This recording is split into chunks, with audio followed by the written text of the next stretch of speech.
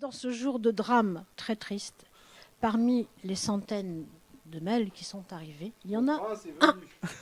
Il y en a un. On a cliqué dessus, on a fait « Oh my God !» Et après, on a fait ce qu'on a à faire, ce qu'on avait à faire, et on a repris contact avec lui pas mal de semaines après. Et ce soir, ce qu'on a à vous dire, pour commencer, c'est qu'on a cette flamme à rallumer, voilà. Et si on la rallume, faut que tu la lèves un peu. C'est pour vous dire que les geeks, si tout se passe bien, les Geek Ferries IRL auront lieu au mois de juin.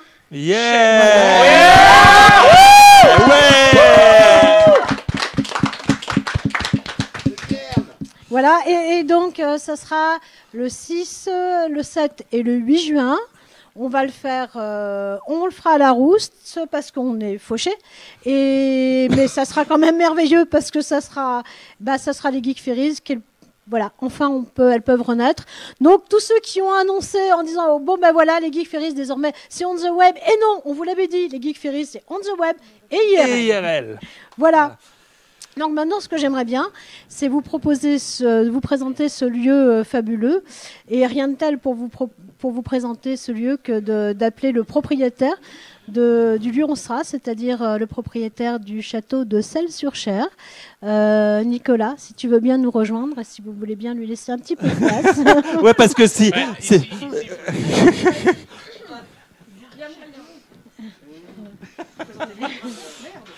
Marianne, tu t'élèves. Bienvenue. Absolument.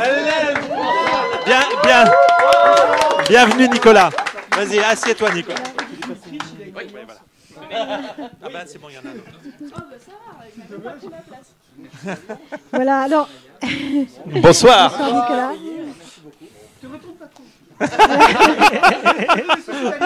Alors, Nicolas a une vie un petit peu magique aussi et dans sa vie, il a fait deux choses qui sont un petit peu hors du commun. D'abord, il a fait des études d'histoire et ça, chez nous, les histoires, c'est génial. Ouais. Ça, c'est fun. Parce que les histoires, c'est la vraie. Je suis content d'enfin l'entendre parce que jusqu'à présent, c'était pas forcément valorisant sur un CV. Et pourtant, ici, ça l'est. Voilà. Voilà. Si tu peux faire une conférence sur les chouettes et les hiboux. Et la deuxième chose, eh bien, comme il a bien réussi dans sa vie professionnelle, il a décidé de sauver un château. Et ça, c'est une œuvre magnifique. Je sais que vous êtes tous sensibles à ce genre d'initiative.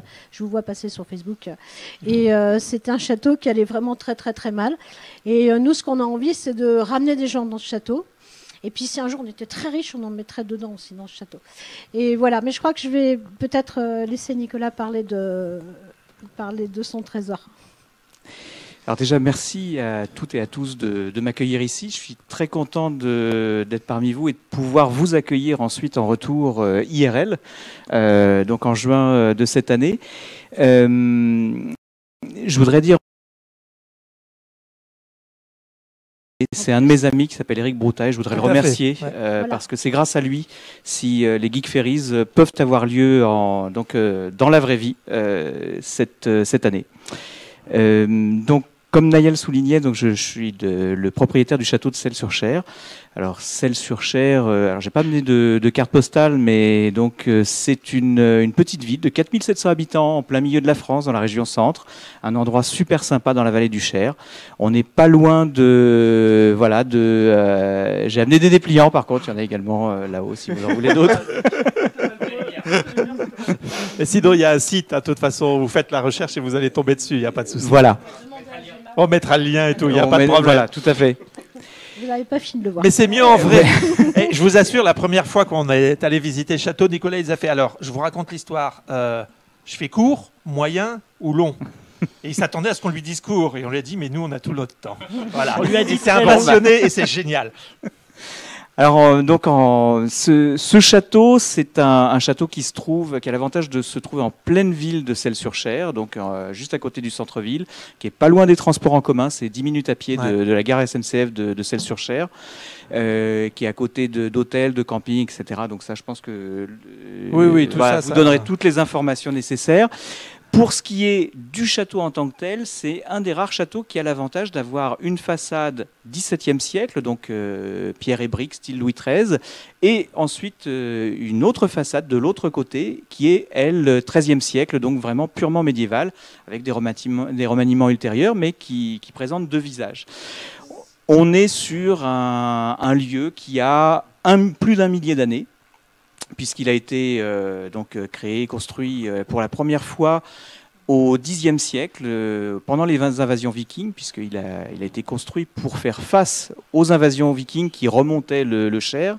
C'était en 935 de notre ère, et en 935, il n'y avait plus d'invasion viking, donc ils s'en sont servis pour lever des impôts. C'est pas con, voilà. Donc... Voilà, c'est une constante en histoire. Voilà, la levée d'impôts, vous pourrez le constater. Donc, ce premier château a été ensuite détruit par Richard Cœur de Lion, qui revenait des croisades. Il a été repris par le cousin de Philippe Auguste, qui était également son bouteiller. Et ça va être important dans la suite de mon histoire, puisqu'il y a une tradition viticole dans le château de Celles-sur-Cher dès 1212. Oui. T'inquiète pas, c'est Marianne qui... D'accord, tout va bien. Tout est sous contrôle. Non mais c'est ça, les Geeks Ferry, c'est un peu agité. Hein. D'accord, tout va bien alors. Si tu parles de bon vin, il y en a deux. Voilà, alors, mais on va continuer de parler de bon vin et je pense que sur place, on pourra également en goûter. Alors, voilà. Et donc, le château au XIIIe siècle, il y a pour la première fois une tradition viticole qui s'installe au château. C'est une forteresse médiévale à l'époque avec une dizaine de tours, une enceinte, un donjon qui, semble-t-il, faisait 30 mètres de haut. Donc quelque chose d'assez imposant qui a été utilisé pendant la guerre de 100 ans puisqu'il a été pris d'abord par le prince noir qui remontait du sud pour se rendre vers le nord de la France tout en pillant. Il a été repris par Du Guesclin qui a installé une garnison, visité par Jeanne d'Arc, Charles VII y a fait ses états généraux. Enfin voilà, il y a eu beaucoup de personnages illustres qui y sont passés. Et ensuite, pendant les guerres de religion, ce deuxième château a été détruit. Et un troisième château a émergé au XVIIe siècle, puisqu'il a été racheté par le frère de Sully, Philippe de Béthune, qui est un personnage important également dans la vie de la ville de Celles-sur-Cher. Et Philippe de Béthune, si vous connaissez la place des Vosges, il a utilisé le même architecte qui a réalisé la place des Vosges à Paris. Donc c'est de la pierre, des briques, c'est un style, donc, comme je disais tout à l'heure, Louis XIII. Et ce château a été connu de toutes les cours d'Europe, puisque même la reine de Suède connaissait l'endroit. On a des traces comme quoi elle était intéressée par la collection. Tout ça, et c'était un lieu vraiment de rencontre, un lieu d'art également, puisqu'il y avait des artistes italiens, des artistes français qui sont venus, des peintures, des sculptures, etc. Enfin, je vais vous faire la version courte ce soir, je crois. Voilà. Et ensuite, après la Révolution, une partie a été vendue pour faire des pierres, donc pour construire des maisons. Et une autre partie a réussi à être sauvée. Cette partie a été reprise par une famille qui s'appelait la famille d'Ardemar, qui l'a occupée jusqu'en l'an 2000. Et alors, différents déboires ont fait que la famille l'a vendue à une société qui souhaitait en faire un hôtel de luxe. Le projet n'a pas pu voir le jour et le château a été délaissé pendant une douzaine d'années.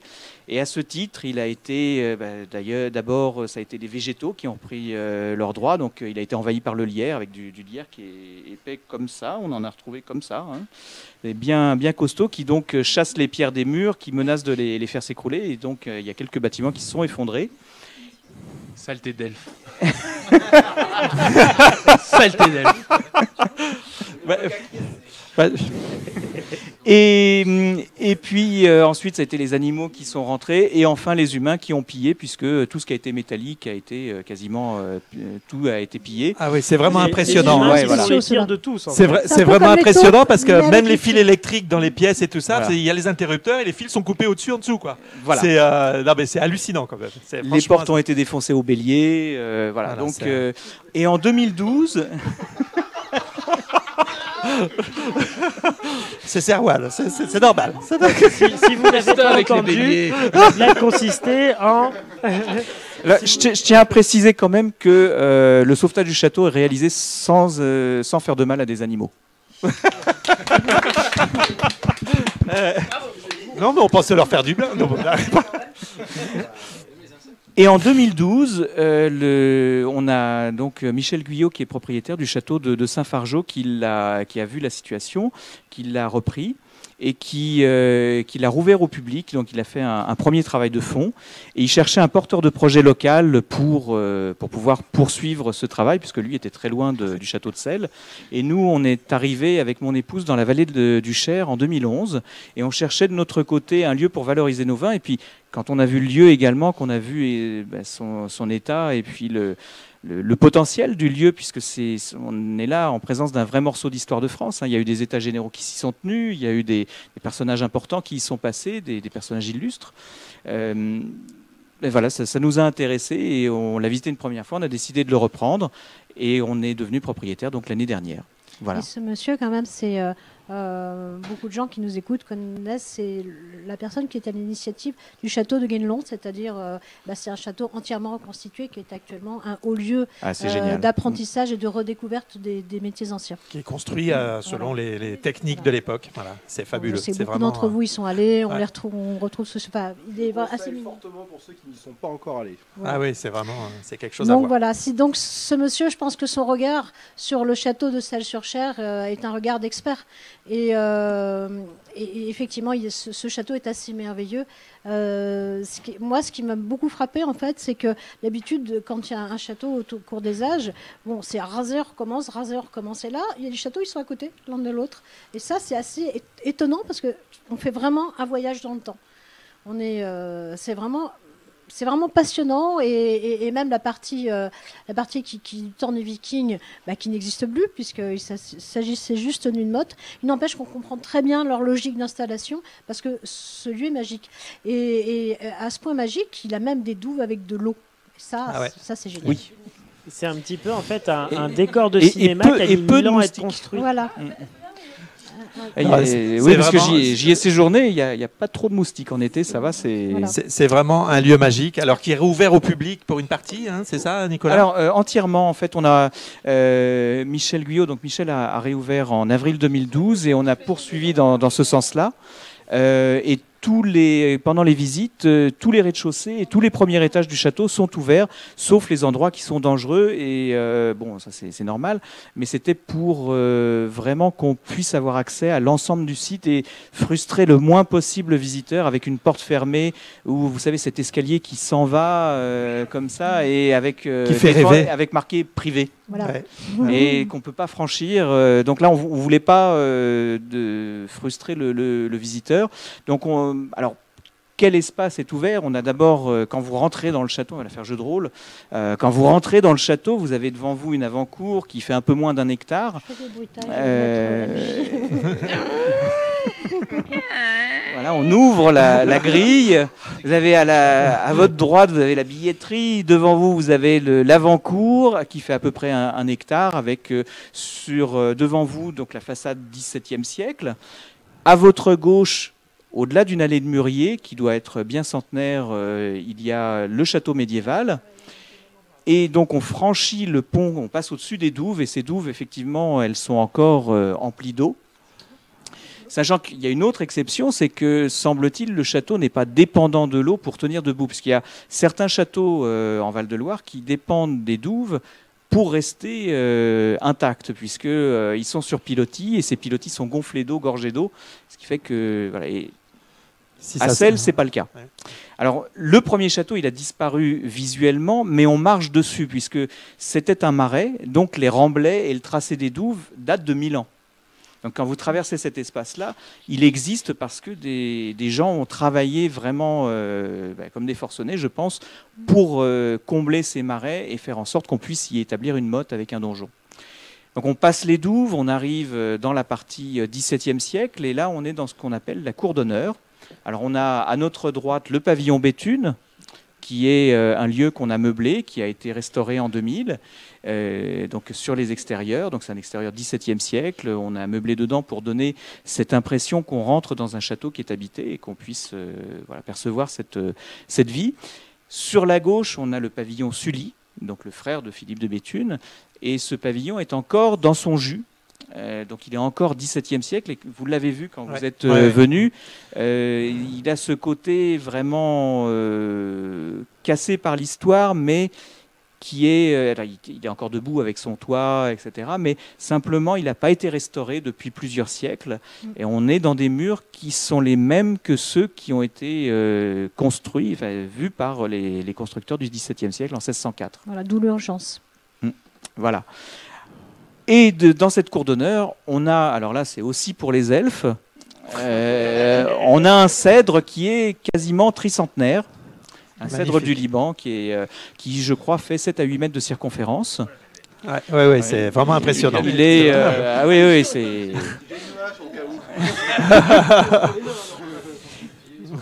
C'est un peu leur drapeau, leur étendard. Et on a d'autres essences rares, on a un séquoia, on a des sycomores, on a des chênes, etc., qui sont très anciens.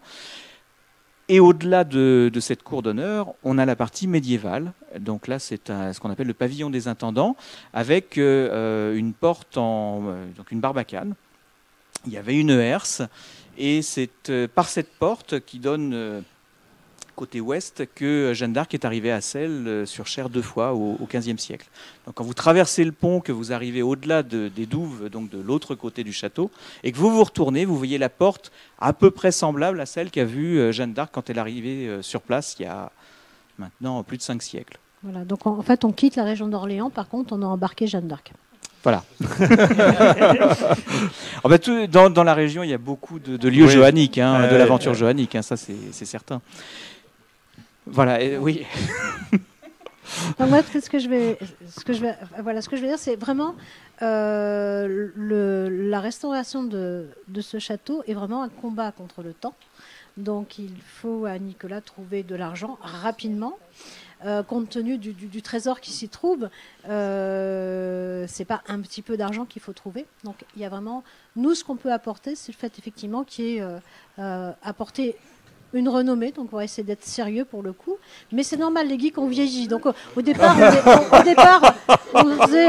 mais toujours d'ailleurs, parce que effectivement, pour certains, c'est des satanistes, pour d'autres, on est des vieux machins maintenant. Donc voilà, mais on va s'institutionnaliser un petit peu et on espère pouvoir amener un rayonnement au château, de manière à porter le regard, parce qu'on sait parmi nous, il y a plein de gens qui ont plein de sous, qui sont maintenant, qui ont fini leurs études, qui peuvent avoir un but dans la vie. Ça peut être aussi de soutenir un château.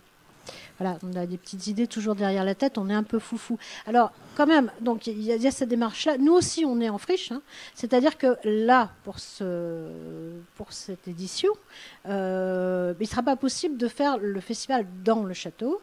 Par contre, dans l'enceinte du château, oui, profiter des extérieurs à fond. Ah oui. Et quel décor. le château. Et on est en train de travailler sur quelques petites idées, dont par exemple faire des photos en cosplay, oui. Ça sera certainement possible et on va essayer donc ce lieu de toute façon tu vas pieds nus avec ton sac à dos de nain et ton parchemin et là c'est vachement bien en fait. Voilà. C'est sûr que quand on rentre dans le château, on rentre dans une bulle. Voilà. Donc c'est une bulle d'histoire, effectivement, comme le dit Nicolas, mais pas que ça. Voilà. C'est une bulle d'histoire au sens où nous, on le vit tous, nos rêves, nos histoires, nos envies, nos passions, au travers de tout ce qu'on aime. Voilà. On est dans un vrai château du patrimoine et en même temps, on est dans nos histoires quand on est là-dedans. Enfin, et on a toujours nos chaises rouges et dorées inifugées. Voilà, qu'on ramènera. C'est vraiment un lieu merveilleux. Voilà. Alors je tiens quand même à préciser qu'on essaye aussi, nous, d'agir pour protéger le château, hein, puisqu'on l'a repris et on investit en ce moment même pour disposer d'outils de travail qui vont pouvoir pérenniser l'action de valorisation du site et faire en sorte qu'après, on puisse générer des fonds pour le protéger. Bah donc, oui. Voilà, on essaye aussi de faire quelque chose, mais c'est vrai qu'il faut faire beaucoup en peu de temps. Et là, j'ai parlé de ce qui était en meilleur état, quoi. Enfin, ce qui était vraiment en meilleur état. Mais on a certains endroits du château où les portes ne tiennent pas. Il y a une tour qui, en 10 ans, a beaucoup souffert, qui est une tour 13e siècle, qui a été utilisée pour la construction du château 17e siècle en tant que grande cheminée, enfin grand four avec une grande cheminée. C'est très impressionnant. Et voilà, ils ont enlevé le toit, ils ont enlevé le plancher, ils se sont dit tiens, grande tour comme ça fait un beau four, four. Une belle cheminée. Et en 2000, cette tour était encore en bon état et elle présentait pas vraiment de danger. Et en 10 ans de délaissement, le sommet de la tour a commencé à s'effondrer. Donc on a mis les pierres de côté, mais c'est un des aspects, un des signes comme quoi il faut faire vite parce qu'il y a d'autres endroits également dans le château qui... Oui, tu nous as dit même qu'il y a des endroits que tu n'arriveras peut-être pas à sauver. Oui, il y a une tour en 2001 qui est dans la partie médiévale, qui est mal étayée, et qui nécessiterait trop de budget pour être sauvée. Donc j'espère qu'elle va tenir debout encore une dizaine ou une vingtaine d'années, mais c'est pas gagné. Hein. Voilà. Vu la taille des fissures, c'est pas gagné. Et ça, même un elfe est sensible à ça. Je tiens à vous dire. Donc, moi, je tiens à dire que c'est un petit peu du coup le cumul de 3 histoires qui se rejoignent. C'est-à-dire que quelque part, on a un château en détresse de toute façon, qui se dégrade, qui a été abandonné et pillé. On a un historien qui veut vivre une histoire et faire en sorte que les histoires passées soient conservées et revécues par d'autres personnes qui peuvent en profiter dans le temps d'aujourd'hui. Et on a un festival qui manque pas de possibilité de pouvoir réussir à rapporter des gens qui sont aussi passionnés et sensibles à l'histoire de ce lieu, de ce qui peut s'en dégager, de l'ambiance qu'il y a quand on franchit ses portes. Et un festival qui du coup s'est retrouvé sans logis et du coup c'est un petit peu l'histoire d'une construction et reconstruction simultanée d'un certain nombre de projets et du coup faut croire que ça tombe bien en fait. Ouais, part. Ça va être super. Peut-être qu'il fallait ça pour qu'une magnifique histoire puisse commencer à s'écrire. Et comment aussi avec certaines personnes, un jour on se rencontre en convention qui porte sur le manga en parlant de maquettes sur le manga et qu'on se retrouve en fait avec un gars qui est aussi passionné d'histoire et d'armes anciennes. Donc le festival fait des catapultes. Ce qui fait qu'on peut garantir que ce château, donc qui a réellement servi, reverra et va resservir. Une catapulte sévira dans sa cour, c'est certain. Ça tombe bien parce qu'on a un barbare là. Voilà. Il va pouvoir jouer le viking. Moi aussi je pourrais jouer. J'attends tous les deux, il n'y a pas de souci. C'est vraiment cette rencontre qui nous a fait tilt, quoi. C'est l'histoire, la vieille histoire, et la rencontre de notre histoire d'aujourd'hui, de l'histoire de Nicolas, de sa passion. Moi, ce que j'ai bien aimé la première fois où on s'est rencontrés, quand on a visité le château, c'est Nicolas, il me dit mais j'ai toujours eu envie de sauver du patrimoine parce que j'aime le patrimoine, j'aime l'histoire, mais pas de patrimoine pour du patrimoine pour qu'il vive dans son temps. Et nous, c'est son temps. Voilà. Et ce château, il doit vivre avec notre temps. Et c'est ça qui est génial. Je trouve qu'enfin, quelqu'un qui fait le lien entre les choses. Et il n'y a pas de séparation, c'est la même histoire. Et on va écrire une histoire ensemble. Et ça va être extra. Et pour moi, c'est une façon de vivre une aventure comme je le vivais dans un donjon il y a 20 ans, quand j'étais rôliste. Oui, parce que voilà, parce que j'ai. Il n'y a vraiment pas de hasard, quoi. Il n'y a vraiment pas de hasard. Alors, voilà. J'ai beaucoup sévi à AD&D, enfin on disait AD&D à l'époque. Ah oui. Ouais, j'ai la boîte rouge.